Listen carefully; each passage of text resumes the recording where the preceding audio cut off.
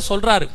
எதை பத்தி ஆண்டவர் சொல்றாரு அப்படின்னு பார்த்தீங்கன்னு சொன்னா, லேவியராகமத்தின் புஸ்தகத்தில் 21ஆம் அதிகாரம் 12வது வசனத்தில் கர்த்தர் சொல்றாரு, அவன் மேல் என் அபிஷேகம் தைலமாகிய கிரீடம் என்னும் அபிஷேகம் இருக்கிறது. அவன் தலைமையில் என்ன இருக்குதா? அபிஷேகம் என்னும் கிரீடம் இருக்குது. கர்த்தர் நம்மளை இப்போ அபிஷேகிச்சிருக்கிறார். ஒவ்வொருத்தருக்குள்ளையும் பரிசுத்த ஆவியானவர் இருக்கிறார். அதை தான் இங்கே சொல்றாரு, நான் ஒருவனும் உனக்குள்ள கிரீடத்தை எடுத்துக்கொள்ளாதபடி உனக்குள்ளதை பற்றி கொண்டிரு. அது என்ன அர்த்தம் அப்படின்னு கேட்டீங்கன்னு சொன்னா, பரிசுத்த ஆவியினுடைய அபிஷேகம் நமக்குள்ள வந்து நமக்குள்ள ஒரு ஆளுகை வந்திருக்கிறது. இதுதான் அபிஷேகம் என்னும் கிரீடம். இந்த கிரீடத்தை அவர் வர்ற வரைக்கும் பத்திரமா வச்சிருக்கணும். இந்த கிரீடத்தை பத்திரமா வச்சிருந்தா அவர் வரும்போது ஜீவ கிரீடத்தை தருவார்.